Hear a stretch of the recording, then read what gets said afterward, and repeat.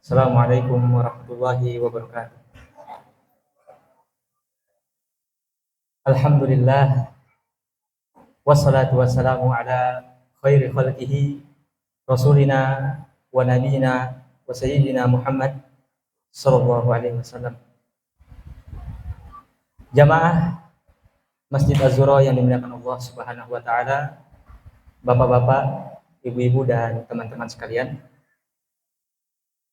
Kita senantiasa bersyukur kepada Allah Subhanahu wa taala karena sampai malam ini kita masih diberikan kesempatan berupa nikmat yang besar untuk bisa beribadah dengan penuh kesehatan hingga saat ini. Insya Allah pada kultum kuliah 7 menit pada kali ini dengan tema Rumah Qur'ani di bulan Ramadan. Mari kita sama-sama jamaah mendengarkan kembali untuk membuka hati kita dan pikiran kita tentang ayat Al-Quran yang Allah Subhanahu wa ta'ala menyebutkan di dalamnya bulan Ramadan. A'udzu billahi minasyaitonir rajim. Syahrul Ramadan alladzi unzila fihi al-Qur'an. Ada sebuah bulan yang bernama bulan Ramadan yang diturunkan di dalam bulan tersebut Al-Quran. Hudan linnas, sebagai petunjuk bagi seluruh manusia. Wa bayyinatin minal huda wal furqan. Faman syahida minkum asy-syahra falyasum wa man kana maridan aw 'ala safarin fa 'iddatun min ayyamin ukhra. Yuridullahu bikumul yusra. Yang mana Allah Subhanahu wa taala inginkan dari bulan tersebut kebaikan. Wala yuridu bikumul usra. Dan tidaklah Allah Subhanahu wa taala jadikan bulan Ramadan itu sebagai kesulitan. Wa litukmilul iddata wa litukabbirullaha, untuk membesarkan Allah Subhanahu wa taala ala ma hadakum wa la'allakum tashkurun, dan untuk kita semua bisa bersyukur kepada Allah Subhanahu wa taala. Jamaah yang dimuliakan Allah Subhanahu wa taala. Rasulullah sallallahu alaihi wasallam adalah seorang manusia, seorang rasul, seorang nabi yang mana paling banyak bacaan Al-Qur'annya di setiap harinya. Namun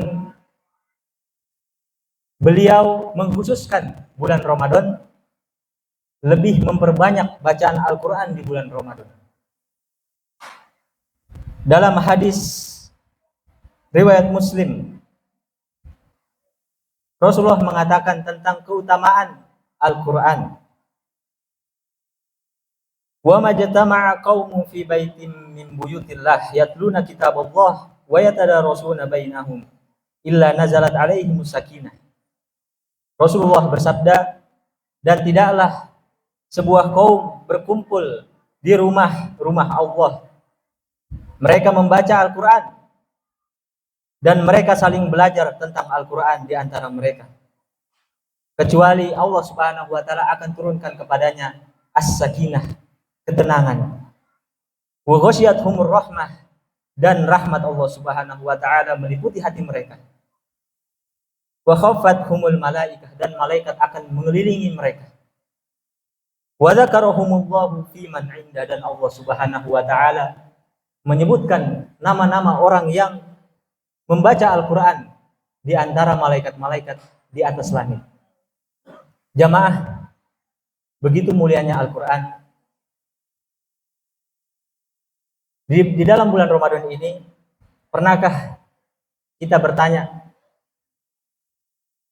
tentang kapan terakhir kali kita membaca Al-Quran? Kenapa Allah Subhanahu wa ta'ala menjadikan Ramadan itu 1 bulan saja?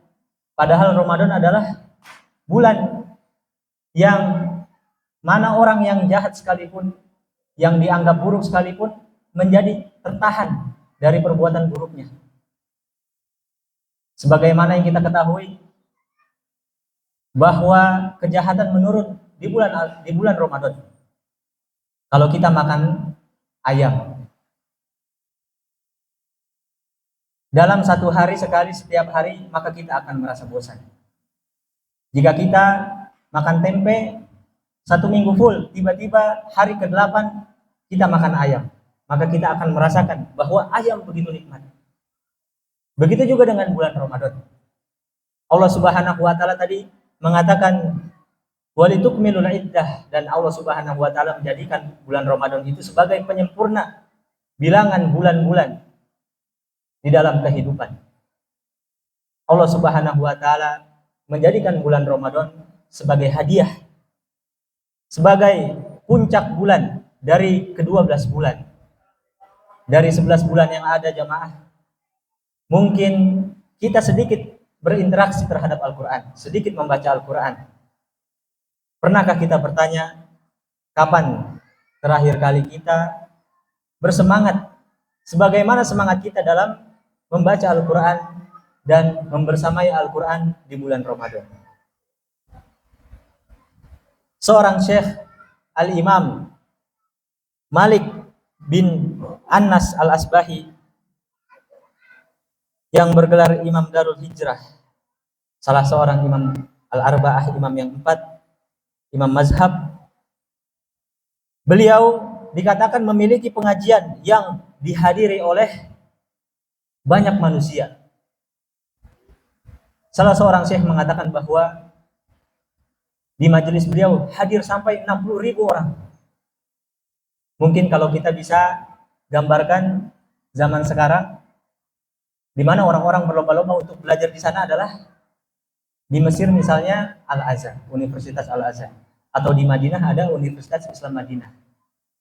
Namun pada setiap zaman, terutama zaman tersebut, terdapat imam yang sangat mencolok. Di zaman Imam Malik, beliau adalah imam yang mana orang-orang berlomba-lomba dari berbagai negara untuk belajar terhadap beliau. Dan juga Imam Syafi'i dan Imam Ahmad. Jamaah, Imam Malik ketika memasuki bulan Ramadan, beliau mengabarkan seluruh murid-muridnya untuk menunda majelis beliau sampai Ramadan selesai, agar beliau bisa fokus berinteraksi, membaca, memurojaah Al-Quran, dan mendalami makna-makna di dalam Al-Quran.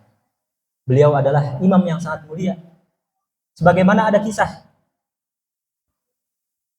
Imam Syafi'i. Siapa yang tidak kenal dengan Imam Syafi'i?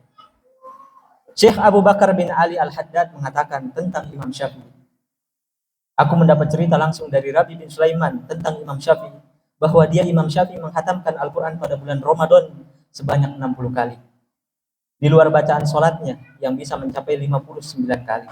Sementara di bulan selain Ramadan dia menghatamkan sebanyak 30 kali.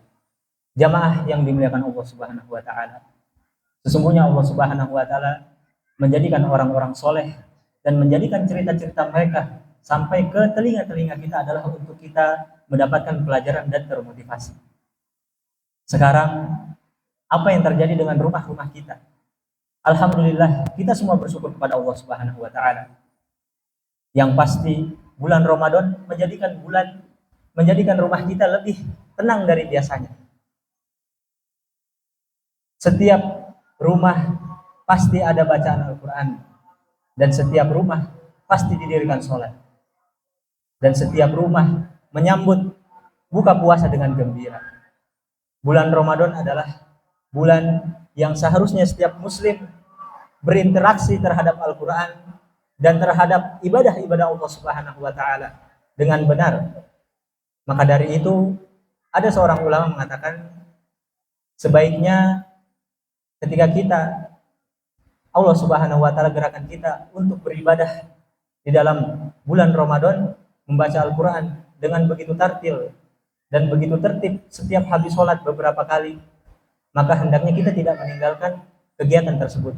Dan bagaimana cara agar rumah kita bisa menjadi rumah yang Qur'ani? Maka harus ada yang memulai. Harus ada yang memulai, entah itu diri kita sebagai orang tua ataupun diri kita sebagai anak dari orang tua kita sendiri. Mungkin itu yang dapat disampaikan. Semoga Allah Subhanahu wa taala menjadikan rumah kita rumah yang penuh keberkahan, rumah yang senantiasa dibacakan di dalamnya Al-Quran, sehingga Allah Subhanahu wa taala menurunkan as-sakinah, ketenangan, warahmah, dan rahmat Allah Subhanahu wa taala.